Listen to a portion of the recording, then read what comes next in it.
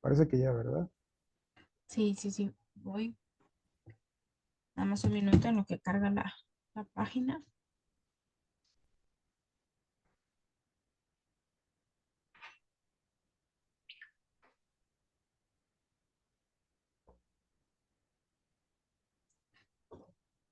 Parece que ya, ¿verdad?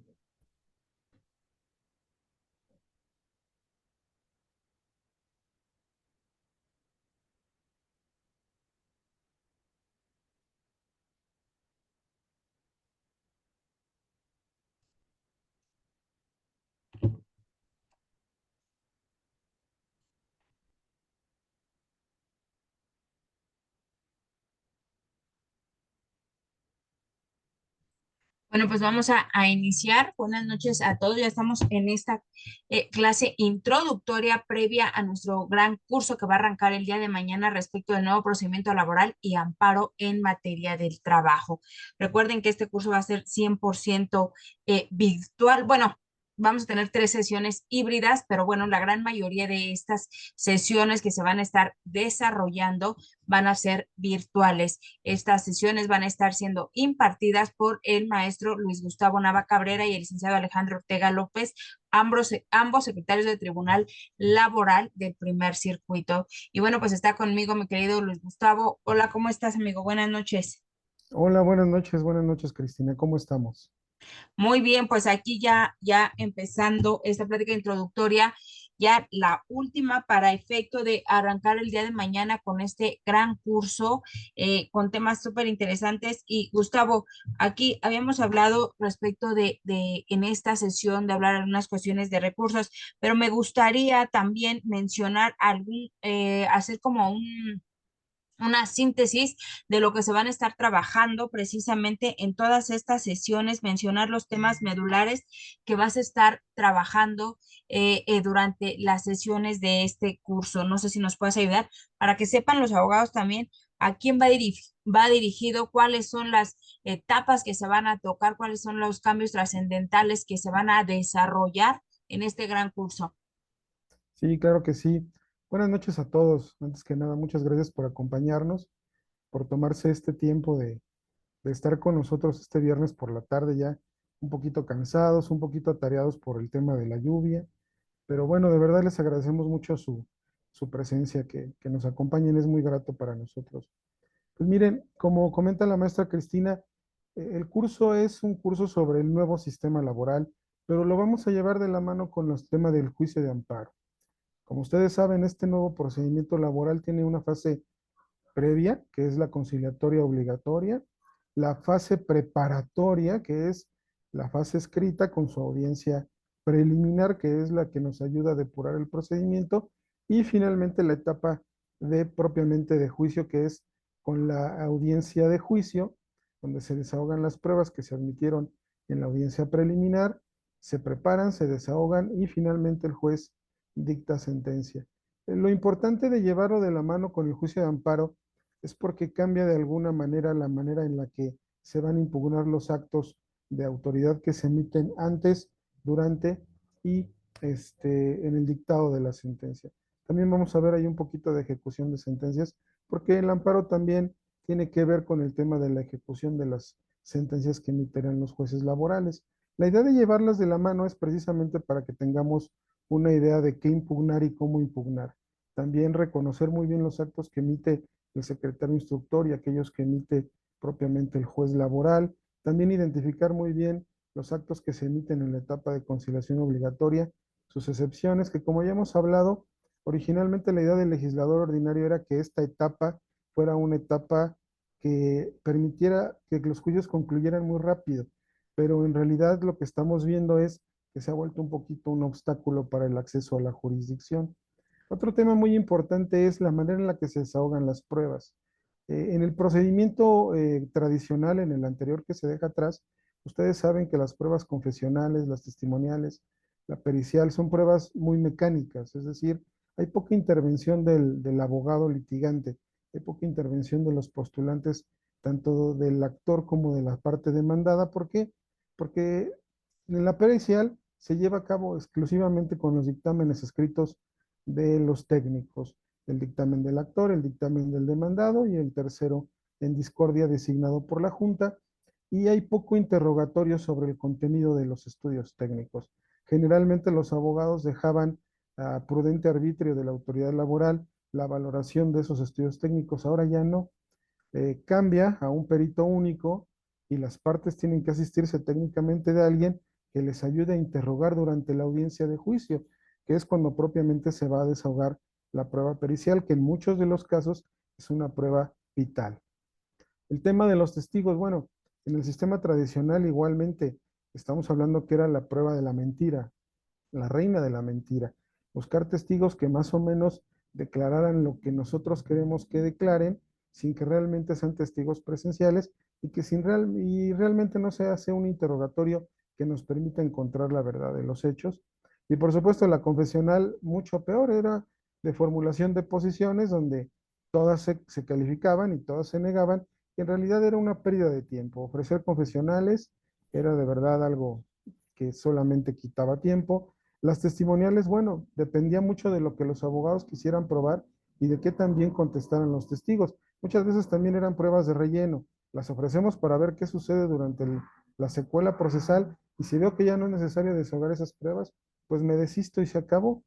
La pericial también igual repetimos una prueba que era desahogada de una manera muy, muy mecánica, sin la intervención de los abogados, con poca argumentación, y que la autoridad también prácticamente copiaba y pegaba en sus laudos la manera en la que se valoraban los dictámenes.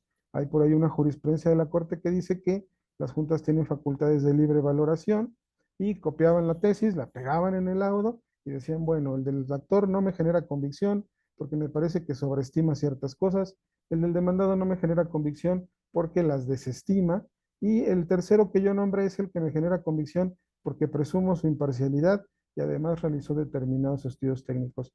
Y de una manera muy parca, muy simple, muy elemental, pues generalmente recaía en el tercero en discordia el valor probatorio, o más bien el que generaba convicción en la autoridad laboral. Ahora las cosas cambian. ¿Por qué? Porque es una sorpresa, al menos en la teoría es lo que queremos pensar. Es una sorpresa en qué sentido viene el dictamen pericial. No conozco el sentido en cómo viene el dictamen hasta el desahogo en audiencia de juicio. Es decir, que yo no voy a saber con mucha anticipación si el dictamen me es favorable o me es adverso, de tal manera que yo tengo que preparar un interrogatorio importante primero. Si me viene adverso, pues para tumbar ese dictamen pericial o evidenciar sus fallas y quitarle eficacia probatoria. Y si me resulta benéfico y veo que mi contrario es bueno interrogando, bueno, proponer preguntas que puedan apuntalar ese dictamen que resulta favorable a mis intereses y que el perito puede explayarse. Si en el aspecto escrito el dictamen no viene suficientemente fundado y motivado, al menos en audiencia, con el interrogatorio, buscar que se apuntalen y que se expongan cuestiones que no están tan bien fijas en el dictamen escrito, pero que durante la audiencia el juez puede imponerse de información adicional que apuntale ese dictamen que a mí me resulta favorable. El tratamiento del perito es como el tratamiento de un testigo. Si me es favorable, es un testigo mío. Si el dictamen pericial es adverso, lo voy a convertir en un testigo hostil, en un testigo contrario, y voy a tratar de interrogarlo y pegarle en los aspectos subjetivos y objetivos en el desahogo de la prueba. Su calidad técnica, su interés en el procedimiento, si tiene suficientes conocimientos y credenciales para emitir dictamen, que lo damos por entendido, lo damos por descartado, porque se supone que ya es un perito de autoridad, pero no sabemos. Eso es algo que también al abogado le corresponde investigarlo, ver qué perito es, ver si tiene algunos otros precedentes sobre lo que ha hecho, y por supuesto ver la calidad técnica de su trabajo, que también lo hizo, si reunió las condiciones técnicas para que el estudio sea creíble. Mucho se dio, por ejemplo, en el sistema tradicional, que los peritos nombrados por la Junta y también a veces por las partes ya no se constituían físicamente en los lugares donde tenían que verificar, por ejemplo, en temas de salud, pues el ambiente del medio ambiente de trabajo, las actividades, los roles, etcétera. Únicamente se limitaban a decir en sus dictámenes: lo rindo porque yo ya tengo experiencia en este tipo de industrias o en este tipo de fábricas, entonces puedo emitir mi dictamen incluso sin apersonarme en las inmediaciones del lugar donde el trabajador prestó sus servicios. Obviamente que esto le resta totalmente eficacia probatoria. Lo que buscamos es que los peritos se constituyan y verifiquen el medio ambiente de trabajo y todas las condiciones necesarias para que me pueda emitir un dictamen técnico. Esa es la idea. La prueba pericial es idónea en función de la información material y científica que me puede proporcionar. Si el perito se centra en lo fuerte de su dictamen en función de su experiencia y únicamente en su experiencia, me parece que la falta de constatación de los elementos materiales es un punto que se puede utilizar para eventualmente prestarle eficacia probatoria. Estos temas son fundamentales porque de verdad han cambiado la forma en la que los procedimientos laborales deben desarrollarse y también cambia la perspectiva que el juez debe tomar al momento de resolver los asuntos, sobre todo porque su presencia en las audiencias, tanto preliminar como en la de juicio, son fundamentales para formar convicción y eventualmente dictar una sentencia. Antes de que nos conectáramos ahorita en el Facebook Live, estaba platicando con la maestra Cristina sobre lo que pasó el día de ayer en el Congreso de la Unión, que los ministros de la Corte, los consejeros, comparecieron ante la Cámara de Diputados, con unos senadores también, pues para platicar el tema de la reforma. Y miren, la manera en la que los jueces son designados tiene que ver sobre el perfil del juzgador, sobre todo tratándose de procedimientos orales. La diferencia entre la reflexión que se hace en el dictado de una sentencia sentados en un escritorio y el desarrollo del proceso cuando el juez está enfrente y lo preside, tiene mucho que ver por cómo, de la manera en la que él va a resolver. La principal preocupación como un de ser humano, incluso profesionales del derecho, pues es la subsistencia, el futuro. No debemos perder de vista que los jueces también son seres humanos y que eventualmente buscan cierta estabilidad y esa estabilidad les da también cierta tranquilidad para resolver los procedimientos de manera independiente, objetiva, imparcial, autónoma, etcétera. Lo que se busca es preservar que esas condiciones humanas afecten lo menos posible en el ánimo del juzgador. Creo que todos por ahí hemos leído algunos pasajes del alma de la toga. Y sí, sí es evidente que un juez con poco poder, pues es un juez que va a tener problemas para ejecutar sus sentencias. Pero también es cierto que en términos de cómo se ha instituido el Estado mexicano, imaginemos un juez que obtiene su institucionalidad y su legitimidad no solo en función de lo que dictan sus sentencias, sino también de la elección popular. Eso quiere decir que el juez no se debe ni al Consejo, ni a los ministros, ni al Ejecutivo, ni al Legislativo, y no tendría por qué rendirle cuentas ni a los poderosos, ni a los potentados. ¿Por qué? Porque su elector lo ha puesto ahí y su verdadero compromiso es en función de lo que dijo que iba a hacer como juzgador.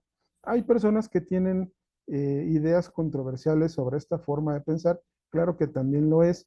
El aspecto político implica prometer, la gente quiere proyectos, quiere promesas, quiere que lo convenzas de que emita su voto y eso puede llegar a comprometer un poquito la independencia del juzgador. Sería cuestión de ver cómo se va desarrollando y también ver los ejemplos que tenemos en el derecho comparado, fundamentalmente en los Estados Unidos de Norteamérica, donde la tradición de elegir a los jueces fundamentalmente estatales es muy larga. Entonces habría que analizar realmente cómo afecta eso. Pero traslademos esta fenomenología al plano del proceso. Es importante impactar en el juzgador con las pruebas que desahoguemos en su ánimo. Antes no era importante. ¿Por qué? Porque el presidente de la Junta estaba lejos de lo que se desarrollaba en la barandilla. Ahora el juez tiene que estar ahí. Y entonces es importante que en el desarrollo de las pruebas, que en el desahogo de las pruebas y en la prueba del hecho podamos impactar en su ánimo. Ahora, hay distintas teorías filosóficas sobre si realmente podemos apreciar los hechos de una manera objetiva o únicamente de una manera subjetiva. Por supuesto que el juez como ser humano está impactado de algunas cuestiones propias que a veces le pueden impedir ver algunas cuestiones de una manera totalmente objetiva e independiente. Pero adicionalmente a eso, el juez es un doctor del derecho. Entonces tiene conocimiento sobre ciertas limitaciones probatorias y también sobre su ánimo probatorio. Es decir, si una prueba no me gusta, por más, por más que haya sido bien desahogada, pero no me gusta, el juez tiene un problema de autonomía. Esa prueba puede no haberle gustado. La versión de los hechos que quedó probada en el procedimiento puede no gustarle, pero aún así tiene que fundar y motivar su resolución. Y aunque no le guste el sentido de la resolución, si las pruebas o la falta de pruebas en el proceso lo obligan a dictar una sentencia en determinado sentido, eso también es trascendental para nosotros. Sobre todo porque en materia de trabajo, la carga de la prueba es generalmente hacia el patrón en cuestiones de despido propiamente dicho, porque vamos a ver procedimientos orales. Entonces, vamos ahorita al procedimiento ordinario, entonces dejemos de lado un poquito otro tipo de cuestiones de cargas probatorias. Entonces es muy importante que también como nosotros como postulantes advirtamos cuando el juez está influenciado por cuestiones ajenas o por cuestiones propias, porque esto nos va a permitir construir conceptos de violación en nuestros amparos que rompan con el razonamiento probatorio del juez.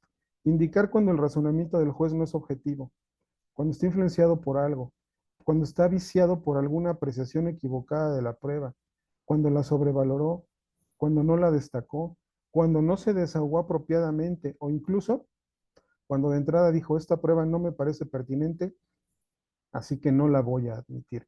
Y todo ese tipo de cuestiones tenemos que llevarlas de la mano desde que construimos nuestros procesos, considerando sobre todo que ahorita los juicios inician con una etapa de conciliación obligatoria previa y que ya de inicio, ya de entrada, esa es una de las instancias donde empezamos a barajar nuestra estrategia jurídica, tanto como abogados del trabajador como abogados del patrón. Mañana vamos a empezar con procedencia del juicio de amparo y vamos a ver alguno de este tipo de cuestiones sobre el amparo indirecto contra actos que se emiten en instancia conciliatoria. ¿Por qué? Porque ahí es amparo indirecto. No hay recursos intermedios, no hay mecanismos de defensa ordinarios que se puedan agotar. Es indirecto. Y claro que trataremos este tipo de cuestiones también en la siguiente clase del miércoles que iniciamos precisamente con los temas de conciliación obligatoria previa porque vamos a ver no cuestiones de cómo se lleva, porque la ley ya la conocemos, la vamos a tocar brevemente, vamos a ver cómo es el procedimiento, los términos, etcétera, pero lo importante es crear una estrategia a partir de esa etapa. Nosotros como abogados tenemos que investigar con el cliente, desde antes de la etapa de conciliación previa, cómo están las cuestiones atrás del procedimiento.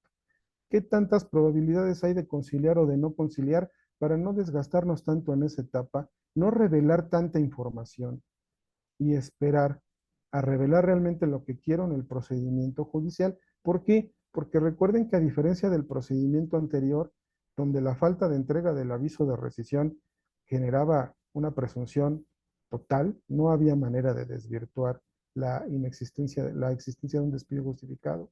En las nuevas reglas sí hay. La entrega del aviso tiene efectos relativos, una presunción legal juris tantum que puede ser desvirtuada en juicio. Eso es lo que tenemos que cuidar desde la etapa de conciliación. Entonces, todo este tipo de cuestiones que nosotros estamos comentando es lo que vamos a ver durante el proceso, durante estas pequeñas pláticas, estos talleres, para que, bueno, nosotros podamos compartir con ustedes nuestra experiencia y también ustedes puedan compartir con nosotros sus experiencias. Como comentábamos en las cápsulas anteriores, la primera parte de nuestras intervenciones va a ser la parte teórica, la parte donde también nosotros platicamos sobre cómo se ha desarrollado, y la última hora va a ser de preguntas y respuestas, de un intercambio de sus inquietudes, de sus casos prácticos y la forma en la que nosotros hemos resuelto o podríamos resolver ese tipo de cuestiones y también, claro, ver la jurisprudencia más actual en torno al nuevo procedimiento laboral y al juicio de amparo sobre el procedimiento laboral. Esto va a ser muy interesante, va a ser muy enriquecedor. Las 3 sesiones que platicaba la maestra Cristina, que van a hacerse presenciales y también en línea, son precisamente para eso.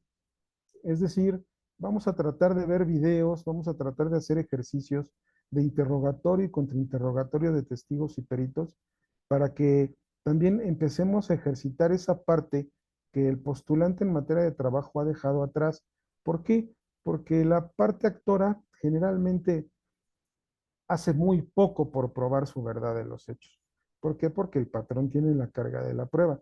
Pero ahora ya no va a ser tan sencillo, porque tenemos limitaciones.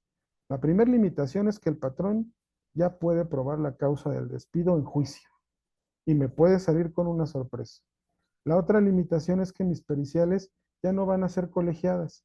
Es una pericial única con un perito oficial.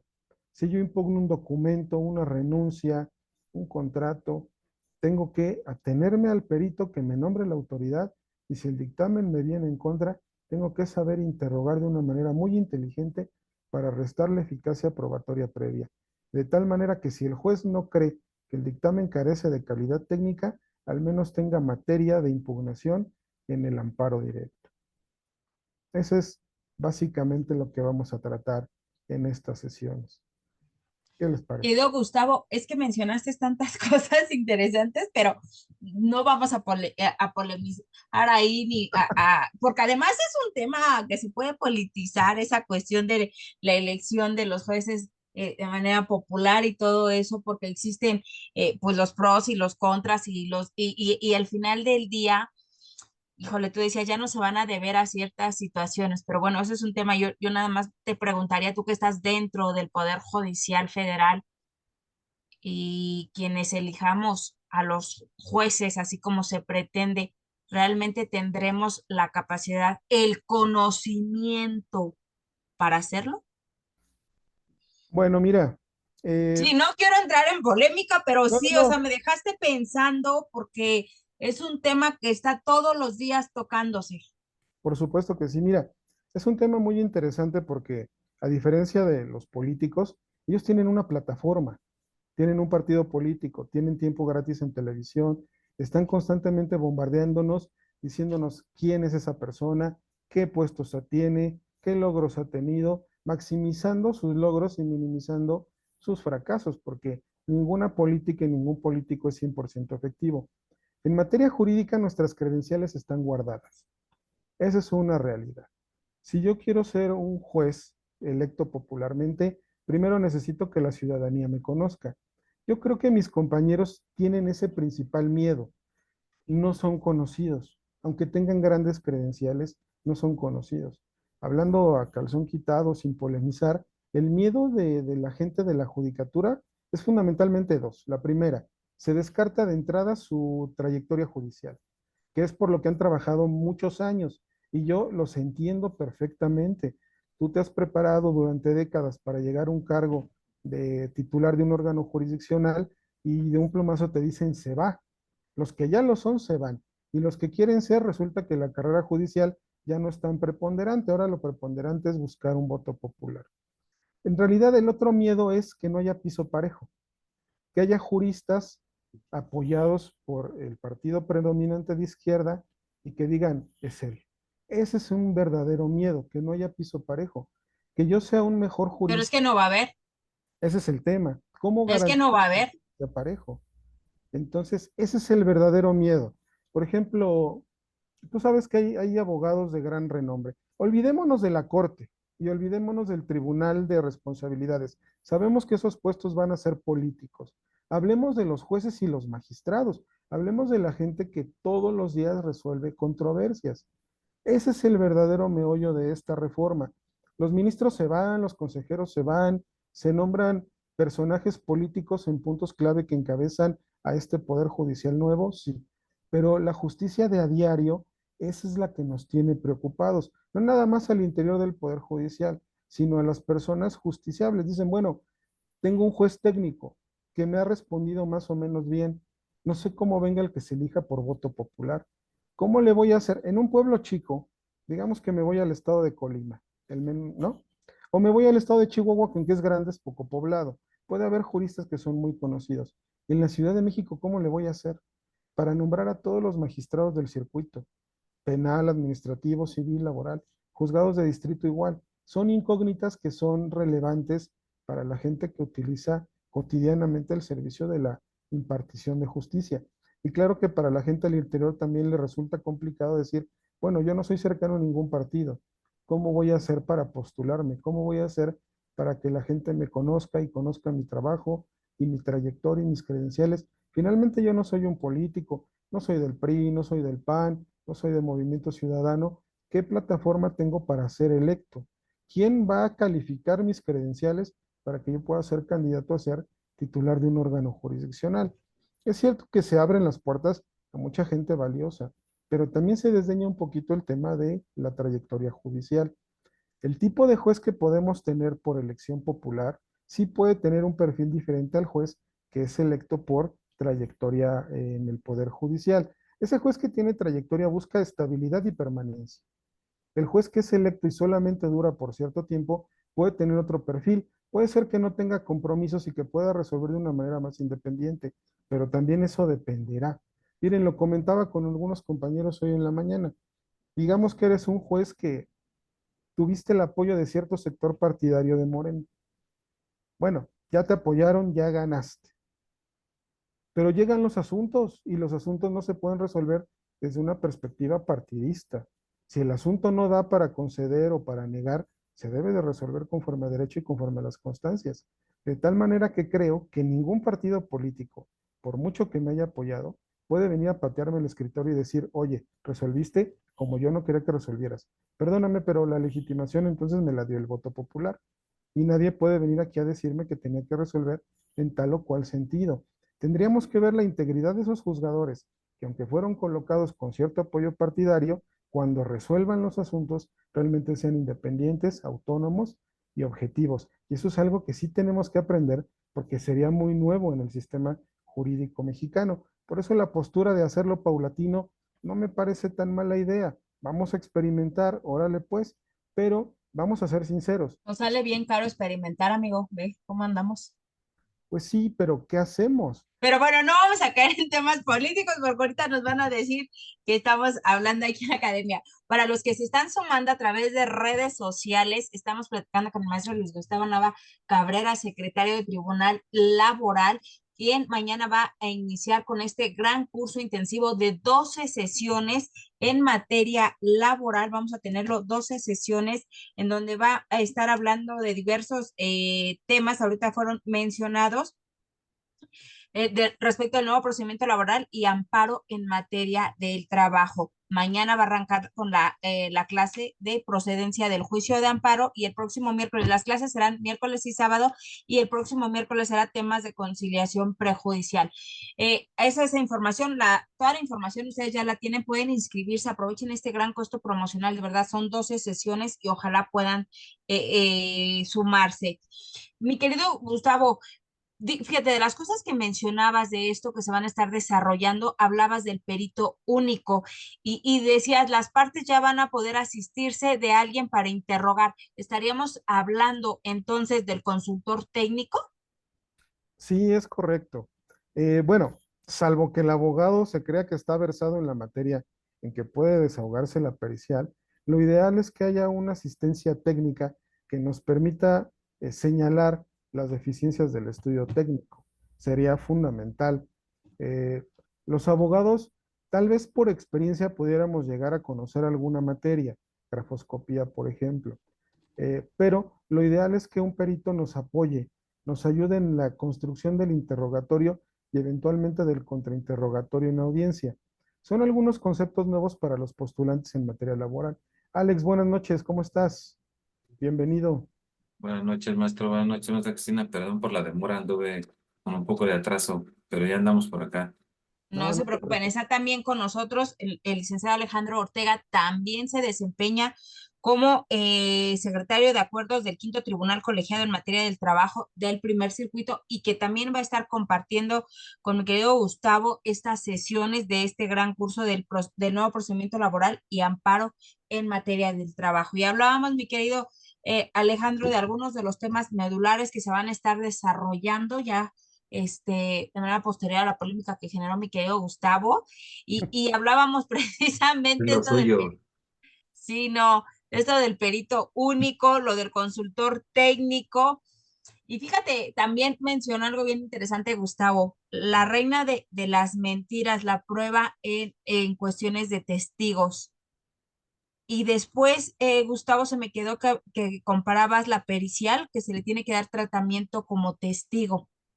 ¿Por qué te refieres o te referiste precisamente a esta prueba de la testimonial como la reina de las mentiras? Mm, ¿Cómo, Bueno, cómo, cómo ustedes se percatan? O sea, porque nosotros tenemos una visión, una perspectiva como abogados postulantes, pero ustedes como parte del Poder Judicial, ¿cómo identifican que alguien fue manipulado, aleccionado, o sea, ¿cómo partimos de ello para poder decir esta parte? Bueno, mira, Cris, ustedes dirán que esto es ficción, pero hay cosas tan absurdas. Vamos desde lo más absurdo hasta lo más técnico, lo más dudoso. Lo más absurdo, por ejemplo, es que el mismo testigo, y ha pasado, Alejandro no me dejará mentir, el mismo testigo declaró que estuvo en dos lugares, en dos momentos, con ciertas personas, en un mismo instante, en dos o más juicios laborales. Tuvimos un caso donde de verdad los testigos ya eran, yo creo que colaboradores del despacho, y los nombraban como testigos en todos sus juicios laborales, hasta que unos abogados patronales se percataron y solicitaron copia certificada de los juicios laborales donde estas personas fungieron como testigos.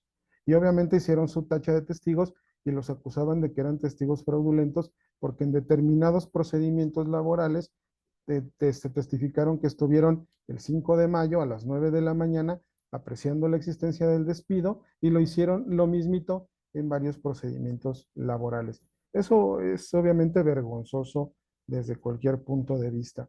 Pero la diferencia de cómo valorar hoy la testimonial en los juicios orales con aquel procedimiento escrito es diametral.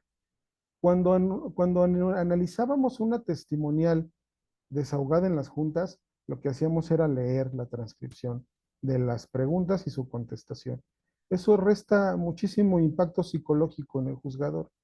La junta tiene la premura de resolver rápido, medio valora la prueba, vienen en conceptos de violación, nos dicen no fue valorada por X cantidad de motivos y nosotros analizamos esos argumentos en función de cómo el testigo contestó.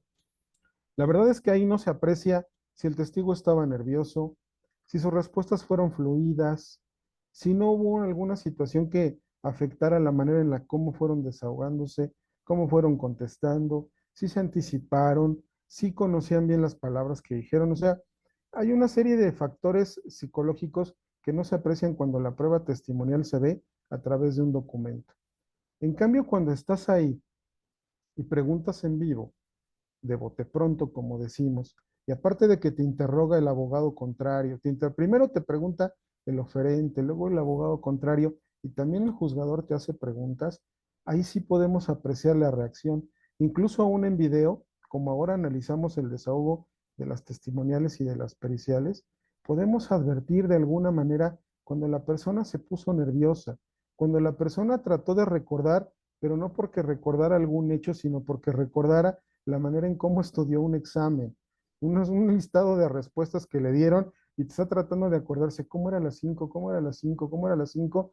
Y el abogado, al percatarse de ese nerviosismo, trata de introducir algo con otra pregunta, tratar de que parezca natural, pero sí se advierte cuando el interrogatorio es artificial. Las personas que viven los hechos los pueden, a partir de cierto subjetivismo, pueden traducir el hecho con sus propias palabras, pueden repetir el hecho desde su propia apreciación personal, cambiarán en los detalles frente a una persona que también los apreció, pero lo pueden construir. En cambio, los testigos que estudiaron el mismo texto, las mismas respuestas, que leyeron la misma historia y que les dijeron, esta es la versión que tienes que aprender, se nota, se nota que están tratando de contestar un mismo examen y que no es fluido y que no es natural y que el lenguaje que utilizaron es el idéntico y que las palabras técnicas que se supone no conocen las expresaron al contestar. La testimonial debe ser una prueba que parezca una conversación. Cuando el testigo te cuenta lo que pasó desde su perspectiva muy personal Pero del ¿cuánta gente te gusta a ti que pueda tener una tipo conversación si es su primera vez que comparece a un tribunal? Ah, Nosotros como abogados, pues podemos ya tener como una conversación porque ya estamos adaptados a esta cuestión. ¿Y qué pasa nosotros? Y digo, no es una justificación, lo digo desde la postura del abogado postulante, evidentemente. lo ¿Qué saben. pasa cuando los testigos, no es que los alecciones en cuestiones de mentiras, es que tienen tan desordenada la información, es que la van a decir de manera que empiezan por el final y luego se regresan y otra vez, y que a veces lo que se hace es prepararlos en el sentido de ordenar la información de forma que nosotros nos sirve Porque, ¿cómo le haces cuando una persona que es a la que le constan los hechos, no está preparada, es nerviosa? Si tú te le quedas viendo, si la contraria se le va a quedar viendo, es una persona que va a titubear porque puede pasar. Entonces, no ¿no? caeríamos en una presunción de decir que está recordando el aleccionamiento y más bien que es una persona que no está preparada para una situación así. Ok, te voy a poner un caso y es de noticia de hace poquito. Es un caso penal. Me parece que un juez penal de primera instancia declaró la no culpabilidad de una persona y fundamentalmente lo que el juez consideró como elemento para no tener por demostrada la plena responsabilidad es que desafortunadamente la niña no supo precisar circunstancias de modo y lugar, me parece. Bueno, en materia penal tal vez el estándar probatorio sea diferente, pero si una persona me refiere a haber estado en un lugar y me cuenta la historia más o menos como él la vio, yo puedo advertir que esa persona, aunque tenga ideas desordenadas, conoce el hecho básico. Pero cuando una persona me empieza a decir cuestiones con palabras jurídicas ciertamente técnicas, o me repite las palabras idénticas entre uno y otro testigo, ahí es donde el testigo está leccionado.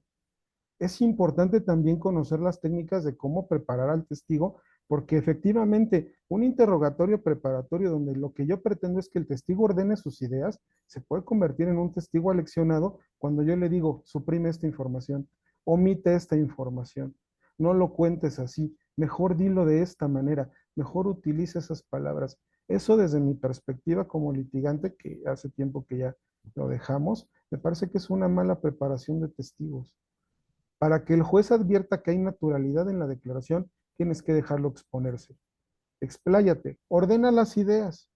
Necesito cronológicamente que me cuentes esta historia. Si Ricitos de Oro entró a la casa y se comió las habichuelas y se durmió en la cama, necesito que me lo digas de esa manera. Primero entró, luego comió las habichuelas y luego se durmió.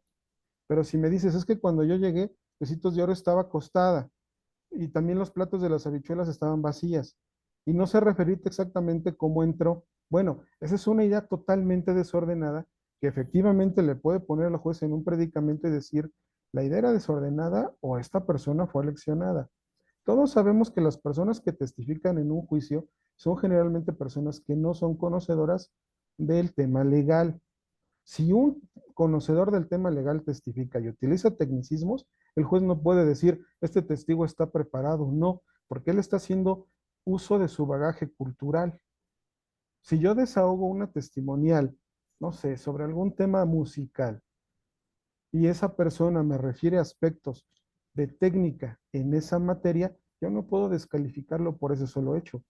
Pero si un albañil me dice, es que yo vi cuando lo despidió, me parece que el despido ya tiene una connotación no nada más eh, coloquial, también tiene un aspecto de carga técnica. El albañil me puede decir, yo vi cuando lo mandó a la... Sí, yo vi cuando le dijo que era un ta, ta, ta, y le dijo, lárgate, aquí ya no eres bienvenido. Me parece que esa versión es mucho más natural y creíble a que me diga un albañil, yo vi cuando lo despidió. Entonces, yo entiendo que a veces es difícil tratar a los testigos porque se ponen nerviosos, porque les da miedo, porque incurren en contradicciones, pero esas contradicciones, si son graves, entonces el testigo es descalificado. Pero si son contradicciones en función de detalles, si yo no le puedo decir de qué color iba vestido ese día, me parece que eso es atentar también contra los recuerdos del testigo. O sea, el testigo va a declarar sobre un hecho, no sobre detalles específicos y relevantes para efectos del desahogo de una testimonial. Y desafortunadamente, cuando analizamos una testimonial de lectura y advertimos esas breves e imposibles contradicciones, son imposibles porque es increíble que un testigo te diga cómo iba vestida una persona hace un año. No puedo valorar la testimonial en función de eso, pero cuando lo leo, no tengo otra manera de valorarlo más que esa contradicción. Pero cuando aprecio el desahogo de la testimonial, la cosa cambia. El testigo no me supo decir cómo iba vestido el jefe, pero me refirió a las circunstancias relevantes del hecho. ¿Y los otros testigos también lo hicieron de esa manera? Sí, también lo hicieron. Hay que valorarlo en función de lo que veo en la audiencia, de cómo reaccionó el testigo, de qué es lo que me dijo, qué tan fluido, qué tan rápido, qué tan natural se dio. Y eso sí se advierte en la audiencia. En las audiencias penales es evidente cuando un testigo está leccionado. Los hechos también se pueden referir, o más bien se pueden relatar desde un punto de vista genérico, pero que me proporcione, repito, los aspectos fundamentales del hecho. ¿Qué vio y cómo lo vio y por qué lo vio? La razón de su dicho. Entonces sí, entiendo, Cris, que a veces es complicado preparar un testigo porque los nervios se lo comen. Si es un testigo que ha testificado mucho en muchos juicios y que ha sabido aprender a mentir, te va a decir las cosas de una manera muy mecánica.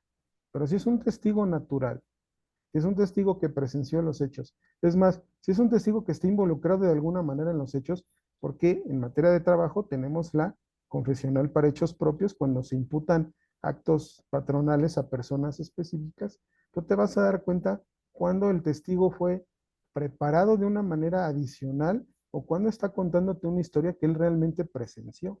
Sí se alcanzan a advertir esos hechos. Esta pobre niña, por ejemplo, que en un testimonio no te supo referir circunstancias básicas de modo y lugar, me parece que el juez está exacerbándose en los requisitos No, de pero ahí sí difiero, amigo, probatorio. porque tendríamos que entrar, bueno, el análisis que se hizo en particular de ese asunto, más allá de que la niña no haya sabido ubicar circunstancias de tiempo, modo y lugar, fueron otras circunstancias las que derivaron y desafortunadamente muchos solamente vimos ese extracto de esa parte del video que sacaron al juez. Pero ya Fíjate, conociendo la carpeta y el asunto en particular, sabemos que hay otros temas hay atrás otro que llevaron a trasfondo. esa decisión jurisdiccional. Esa decisión también, eso que tú comentas también es relevante. La nota Sí, fue rimbombante porque únicamente se centró en el testimonio, porque también el juez fue la única información que refirió, al menos en esos cortos. La testimonial en materia laboral, al igual que en otras materias, se va a valorar de manera concatenada con otros elementos probatorios y también por cómo se haya ofrecido, si es testigo único, si no era testigo único, si es testigo de oídas. O sea, muchas circunstancias que rodean la prueba testimonial también aquí va a ser concatenada con otros elementos de prueba, porque a diferencia de materia penal que te piden un estándar probatorio de culpabilidad plausible más allá de cualquier duda razonable, aquí en materia laboral el estándar probatorio es resolver a verdad sabida, buena fe guardada y privilegiando el principio de realidad y verdad material por encima de los formalismos legales. ¿Por qué? Porque aquí generalmente se enfrenta una persona que es ignorante no solo de cuestiones jurídicas, es ignorante de todos sus derechos y de toda la protección jurídica que la ley le establece frente a otra persona que es económica y socialmente más poderoso que aquel. Entonces, como los estándares probatorios en una y otra manera son diferentes, también la manera de ver las testimoniales y de ver otro tipo de pruebas será diferente en función pues, de lo que se valora. ¿Por qué los peritos también tienen que ser vistos como testigos? ¿O por qué tienen que ser tratados como testigos? Porque tienen que ser más precisos ahora. No basta con el dictamen escrito, necesito que me explique. No basta con que me diga, sí, sí es cierto que por este trazo las firmas son idénticas. Explíqueme por qué. Porque si yo veo dos guarismos diferentes, dos bichos diferentes, usted me dice que provienen del mismo origen gráfico. Explíqueme, explíqueme y explíqueme bien, porque no basta con que usted me diga que como es experto, advierte que estas dos garabatos provienen de una misma mano. Mi estimado Alex, ¿tú qué opinas en relación a este tema probatorio? Es que dice la maestra Cristina que empecé con un tema controversial por lo de la elección de jueces. Ya ves que ayer comparecieron en la corte. Yo le Mm. comentaba sobre el tema de la legitimación de los jueces ah, que son electos por voto popular y cómo también estas cuestiones inciden en su derrotero procesal. La diferencia entre el juez que quiere estabilidad y que guarda las formas frente al juez que puede decir, bueno, yo no le debo nada a nadie, vamos a resolver conforme a lo que estoy viendo. He de decir también, aclarando, que los jueces que vienen de carrera judicial tampoco son tan cuidachambas y tan cuentachiles. Claro que son valientes y dicen, esto es así porque es así. Y se avientan. Pero también es cierto que ese tipo de casos no se publicitan. O sea, un juez valiente y un juez prudente no sale a la cámara y dice resolví así porque quise resolver o porque así fue mi caso. Se resolvió y guardo silencio porque así es la labor jurisdiccional.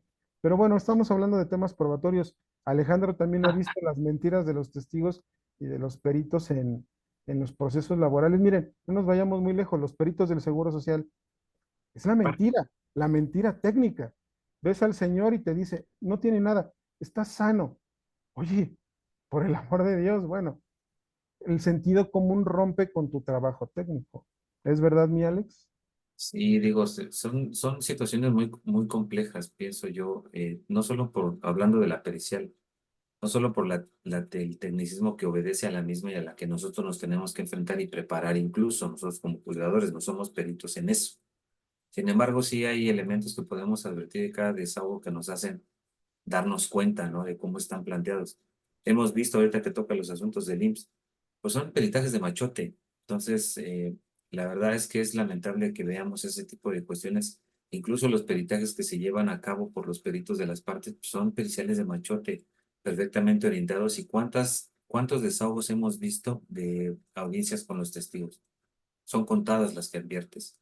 Una pregunta aislada por acá del juzgador, otra pregunta por acá aislada de las partes, y cuántos no vienen en concepto de agresión al decirle al tribunal, no me dejaron preguntarle al perito. Creo que es importante precisamente que este nuevo esquema del juicio laboral nos permita quitar toda esa basura, yo lo digo con todo respeto, toda esa basura con la que nos venimos enfrentando cuando valoramos nada más aspectos escritos. Como dice el maestro Gustavo, pues es muy fácil leer, imaginar y echar al vuelo lo que podamos resolver, pero no va por ahí. Incluso cuando podemos leer una transcripción de una testimonial, incluso ahí podemos advertir el aleccionamiento, ¿no? Incluso ahí podemos advertir la falta de naturalidad, esos aspectos accidentales de la prueba que se pueden dar elementos objetivos, cuando advertimos una subjetividad natural del testigo para exponer lo que conoce, pero la verdad es que la mayoría de las veces no es así. Y efectivamente, creo que este nuevo esquema donde uno puede apreciar toda la situación subjetiva del testigo nos va a permitir orientar mejor el análisis de la prueba. Algo que tocaste muy importante, no podemos valorar la prueba sola. La prueba nos va a dar elementos que nos van a permitir ir orientando el criterio, pero tenemos que echar mano de todos estos otros elementos que se meten en el juicio. No sé si recuerdas un asunto que tuvimos en el tribunal, se discutió un poco en la sesión porque lo que se valoró fue precisamente una información testimonial que se rindió ante un notario. Ajá, Esta persona a la que le habían atribuido el despido, ella decía, pues es que el día del despido yo no así es. estuve en la ciudad, yo estuve en otro lugar, ¿no?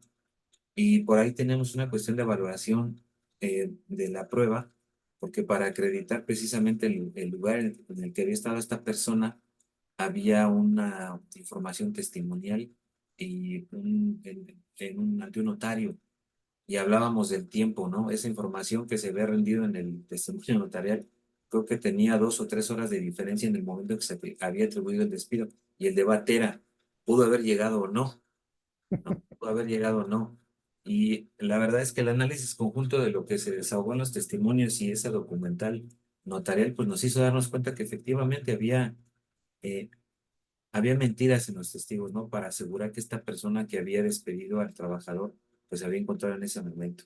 La verdad es que no había muchos elementos para analizarlo. Y era un testimonio, yo lo recuerdo que el asunto estaba en la ponencia de nosotros, era un testimonio bien construido, ¿eh? La verdad es que tenía elementos, como dice el licenciado, básicos que podían darnos cuenta de una circunstancia propia de cómo se había desarrollado el hecho de manera correcta, modo, tiempo y lugar, sincronizados con un par de testigos que no advertíamos el aleccionamiento como tal, sí advertíamos algún elemento por ahí de la forma de expresarse o al menos lo que estaba sentado en el acta, pero aún así esa duda que generaba, por eso generó debate la constancia testimonial, el, el instrumento notarial que había, por eso generó el debate. Es que los testigos, la manera en la que expusieron los hechos motivo de la prueba, son convincentes, pero Sí, por otro lado teníamos la documental, entonces había imposibilidad ahí, pero ya analizando objetivamente las dos pruebas, creo que eso es lo que nos va a arrojar la nueva forma de desahogo de las pruebas ante los nuevos tribunales. Esa percepción que tener el juzgador, porque hay una situación también que no se ve. El juzgador tiene que aprender a desarrollar ese feeling para advertir dónde está el problema. Y no solo advertirlo, porque no se trata de que lo vea, escuche al testigo y entonces plasme en alguna valoración en la sentencia. En ese momento tiene que intervenir. Para eso es importante que esté presente el juez. El juez tiene que tener esa perspicacia para advertir qué es lo que el testigo está diciendo mal, por dónde se me está yendo. Incluso si el testigo está bien y yo quiero darle más solidez a la prueba para dar una valoración más correcta, yo pregunto. El juzgador no está habituado a hacer eso. Ninguna formación profesional nos la da. Cuando estaba yo en juzgado llevando procesos civiles, desahogábamos las testimoniales y las confesionales. Algunos titulares con los que trabajé eran de no intervengan, ¿no? Deja que las partes pregunten, hagan lo que tengan que decir y tú valoras nada más, califica las posiciones o califica el interrogatorio. Y uno se queda con, es que yo necesito, yo estoy advirtiendo lo que está pasando, ¿no? Sí tuve un Claro. litigante, un solo litigante, fíjense, que al momento de formular yo las preguntas me dijo usted, ¿por qué? El que debe estar presente es el juzgador, porque eso dice la ley, ¿no? Creo que por ahí va la cuestión del titular de no intervengas, ¿no? Pero no va por allá. Creo que la obligación era estar por allá. Si había algún asunto que iba a hacer ruido, algún buen asunto, algún asunto cuantioso, le pediría al titular, pues acompáñeme a la audiencia, ¿no? Estaba 10 Sí, minutos y se iba. Creo que ahorita lo que precisamente la reforma pretende, bueno, no la reforma ya tiene rato que empezó. La nueva valoración de las pruebas, ese tipo de pruebas, tiene que estar el juez presente, tiene que sentir la prueba y plasmar lo que entiende y lo que determina en la sentencia, pero ya de una forma objetivamente bien planteada a partir de sus objetivos que le exponen. Creo que sí sí. es muy, muy difícil. Y lo del otro, los jueces, elección popular, ahí no me quiero meter, pues luego lo discutimos. Sí, pero mira, hablábamos de la postura epistemológica del juez, porque en una valoración de pruebas desahogadas de manera oral, por supuesto que él no tiene todo el tiempo del mundo para reflexionar sobre la convicción de la prueba, porque lo tiene que apreciar en ese momento. Hay un aspecto que últimamente ha sido poco considerado, pero las reglas de la lógica y la experiencia son muy importantes también para un juzgador. Y mira, los jueces que solo han sido de judicatura, hablando coloquialmente, a muchos les falta barrio. Perdón que lo diga desde ese punto de vista, pero los litigantes tienen que ser mucho más imaginativos. Y en ese ánimo de imaginar o de crear una estrategia defensiva u ofensiva, crear una teoría del caso, crear una demanda plausible y una contestación también plausible, han creado el derecho. Ellos proponen las cosas y nosotros somos los que calificamos la estrategia, pero la creatividad viene de allá.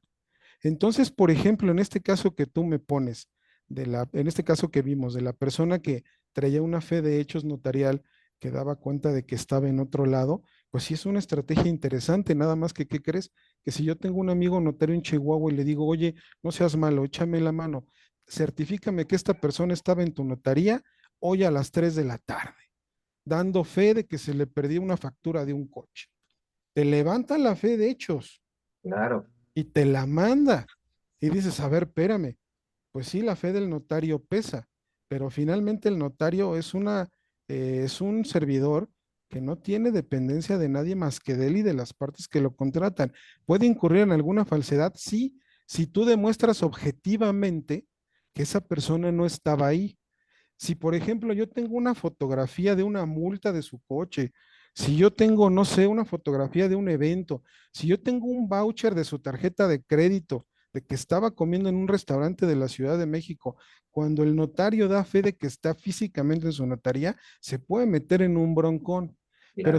Pero si yo tengo una testimonial de que él estaba en la Ciudad de México a las 3 de la tarde contra una fe notarial de que esta persona estaba en Chihuahua a las 3 de la tarde, posiblemente la fe del notario en materia laboral, porque en materia civil la cosa cambia, ¿eh? La valoración de las fees notariales tiene también su peso específico dependiendo de la materia en donde se desahoguen. Posiblemente la fe del notario me alcance para echar para atrás una testimonial aunque esté bien desahogada.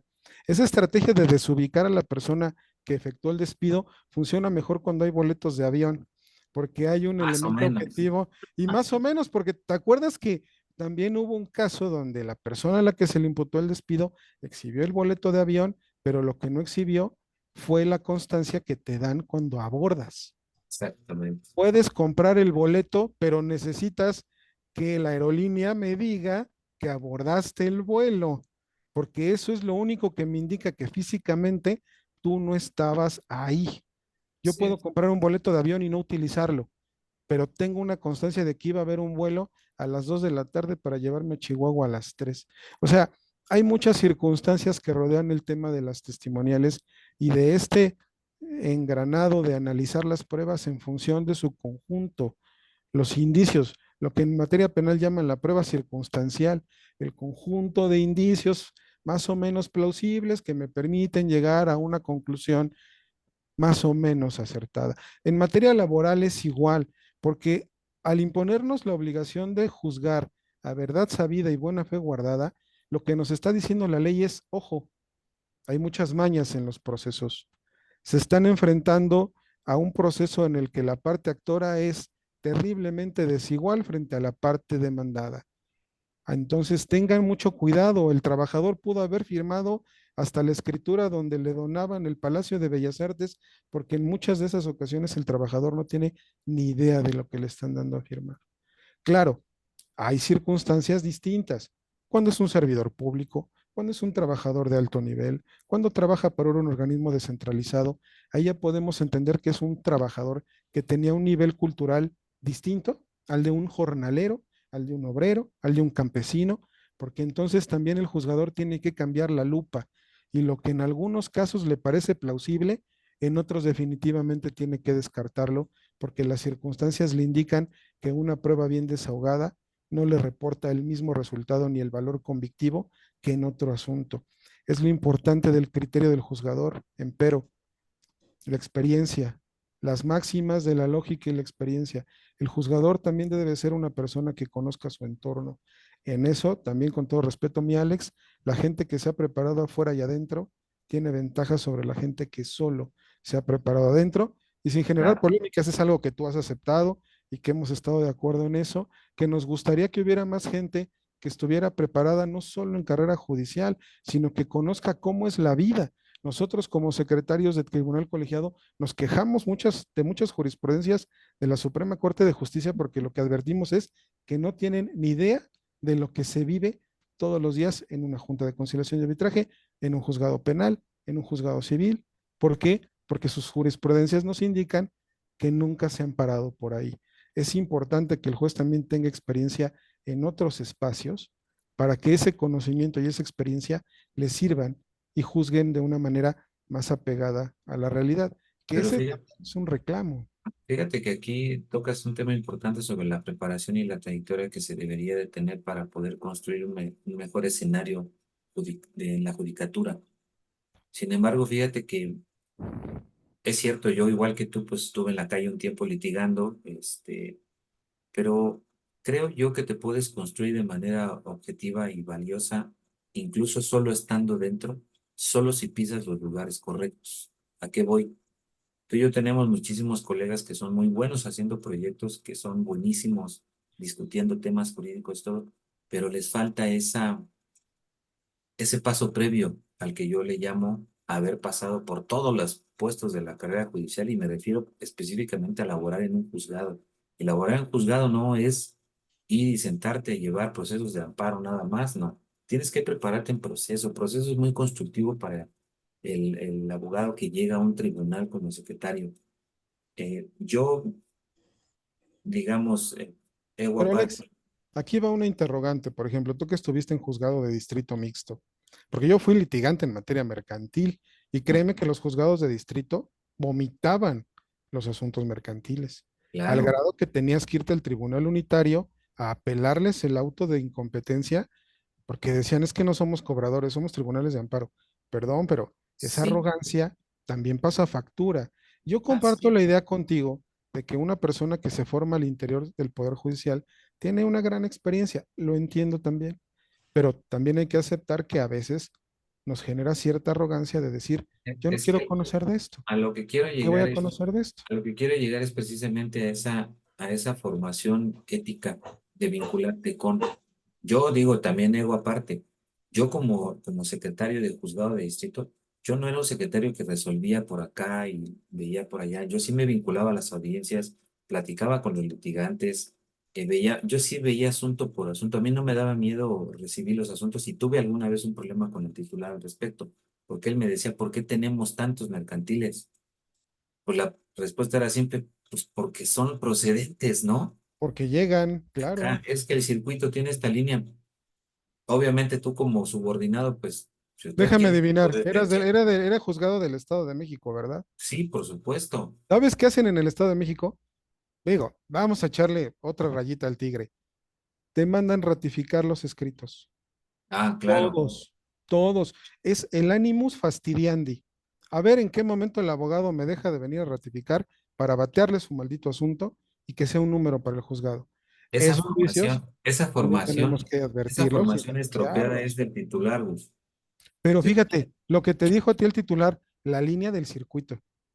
Y claro. si yo puedo advertir que era la línea del circuito, en el Estado de México no les gustaba recibir las cosas y había un ánimo de fastidiar al litigante. Es una cuestión retroalimentativa, digo, yo afortunadamente logré charlar con él de una forma tan abierta que logré que dejara ese criterio, ¿me entiendes? Que no lo instaurara en el juzgado. Y teníamos una dinámica de trabajo buenísima, yo ¿Y sabes por qué te afortunadamente sí. creo? Porque yo te veo trabajar todos los días y hay una preocupación genuina porque se resuelvan los problemas judiciales. Ojalá y todos los secretarios tuvieran ese perfil, porque es lo que también comentábamos sobre el perfil del juzgador. El perfil del juzgador que quiere permanencia en el empleo, conforme a las reglas que están escritas ahorita, sus reglas son números. No me interesa cómo, sácalos. Quiero efectividad. Oye, es que la efectividad no es números, la efectividad es que mis sentencias sean buenas, que resuelvan un problema y que si son impugnadas, se preserven. Pero ahorita en esas reglas, no. Ayer también en las comparecencias, los consejeros y los ministros dieron números, pero ¿y las personas?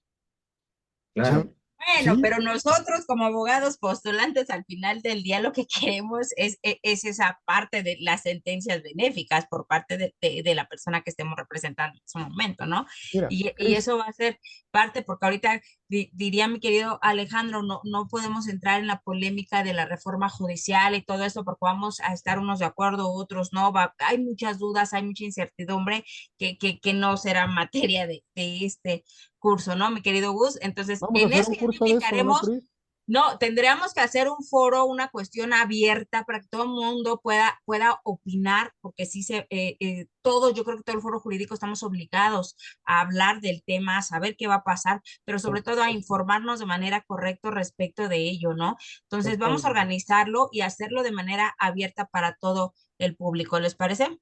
Estaría excelente y créeme que es necesario que se platique abiertamente de esta situación, de lo bueno, de lo malo, de lo que se Y de puede lo que se cree que corregir, puede ser y de lo que no va a ser. claro, y de lo ¿No? que Porque podemos hacer, sí, hay mucho de lo que se dice, pero no tenemos la certeza de realmente cómo se va a hacer, sí, ¿no? claro. es, Pero bueno, ya será un gusto escucharlos, los invitamos mañana. Recuerden que mañana iniciamos con el maestro Luis Gustavo Nava Cabrera, él bien polémico, y mi querida Alejandro Ortega con este curso en materia de nuevo procedimiento laboral y amparo, ¿sale? Entonces nos vemos el día de mañana, mi querido Gustavo y maestro Alejandro. muchas gracias, maestra, por supuesto. Muchas Que gracias a pasen todos muy por buena estar noche, aquí gracias a todos. conectados. Alex, gracias por acompañarnos. Sé que hoy fue un día muy complicado para ti. De verdad agradezco que te hayas conectado con nosotros. Y yo sé que tú eres más polémico que yo, solo que te da pena hablarlo aquí en vivo. Pero ya lo estaremos invitando, Gustavo, al foro que vamos a organizar abierto para todo el público, donde puedan sumarse todos y puedan opinar sobre este tema tan controversial que tenemos actualmente y que nos corresponde a la academia hablarlo, discutirlo, todo lo que Sí, se cree, todo lo que se cree, porque no tenemos más certeza ahorita en este momento de nada de lo que es la reforma judicial. Lo vamos a organizar y les estaremos compartiendo, ¿les parece? Excelente, claro que sí, encantado. estamos a la orden. Bueno, pues muchísimas gracias. Nos vemos el día de mañana. Que pasen buena noche. Muchas gracias a todos. Alex, Así Igual, es, que Carlos pasen buena Alberto. noche. Foros abiertos sobre la reforma del Poder Judicial. Vamos a estar organizando varios foros, ya lo estamos platicando y evidentemente invitaremos a mi querido Gustavo y Alejandro para hablar de este gran tema. Muchísimas gracias. Gracias, que pasen ah, buena noche. buena noche a todos.